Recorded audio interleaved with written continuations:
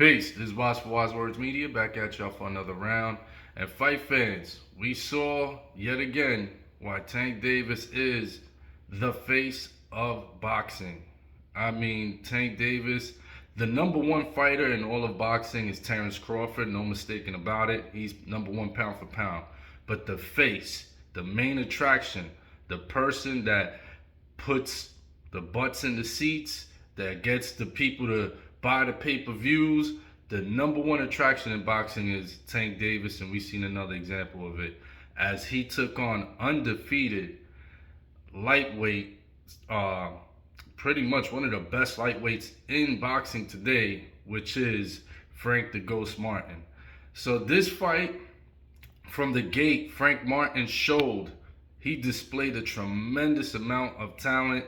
He showed why he is considered one of the best lightweights in the game today, because what he was doing, he showed a lot of good footwork, good defense. He kept that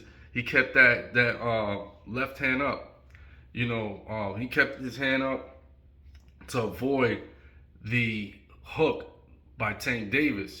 So he was doing a great job with that, avoiding getting caught with a hook for the most part of the fight. And he displayed a tremendous amount of counterpunching because he caught Tank quite a few times. In fact, you can say that that he was winning the early parts of the fight. The first 6 rounds, out of the first 6 rounds, you could have easily given him at least 3 or 4 of those rounds. He was doing very, very good in the beginning, but that is typical Tank Davis. Tank Davis usually, just like his predecessor and his Mayweather Promotions chairperson, which is Floyd Mayweather.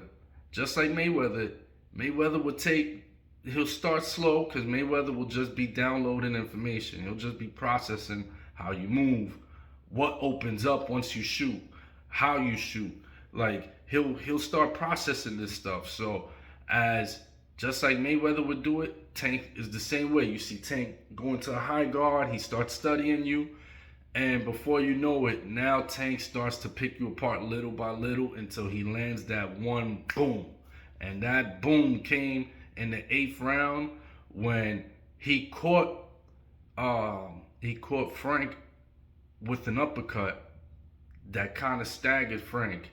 And from there, you started to see that Tank got more aggressive, started coming with overhands, and then he just caught him with the one hitter quitter right there. Just caught one clean shot, and that one was enough to put Frank Martin out for the count. And but shout out to Frank Martin. Tip your hat to that man. Put a tremendous fight up. That was a really good fight between both men. That won't be the last, hopefully, that we see of Frank Martin, because he will be champion again. He's a very good fighter. I like Frank Martin. But he just went in there with somebody which I felt from the beginning was going to be the major difference between Frank and Tank, was going to be the experience. Frank Martin started boxing very late, if I'm not mistaken, in his teen years, when Tank was already like boxing from like 6-7 years old. He's got a lot of amateur experience, and just like Leonard Ellaby said, when Tank was a champion in 2017, Frank Martin wasn't even a professional yet. So the experience was going to play a part, and I felt that eventually Tank's IQ would shine and he'll find a moment to catch Frank clean. And that's exactly what happened. And he caught him in the 8th round. I thought he would get him out of there by the 6th round, but just a couple rounds off. Great job, Tank Davis. Once again, showed why he's a special talent, tremendous talent in the face of boxing. But now this was a step in the right direction for Tank Davis, because I've been calling for these big fights for Tank for a long time. Ryan Garcia is not a big fight. It's a big attraction. It's a big draw because of Ryan Garcia's social media presence, but it's not a big fight. Rolly Romero, not a big fight. these fights were more of attractions. Now, this Frank Martin fight was a big fight because this was a major step up because Frank Martin's a really good fighter. So this was a step in the right direction. This is what we want to see from Tank. And now hopefully this means we're going to get, because Shakur Stevenson's going to be fighting in about like 2-3 weeks or so.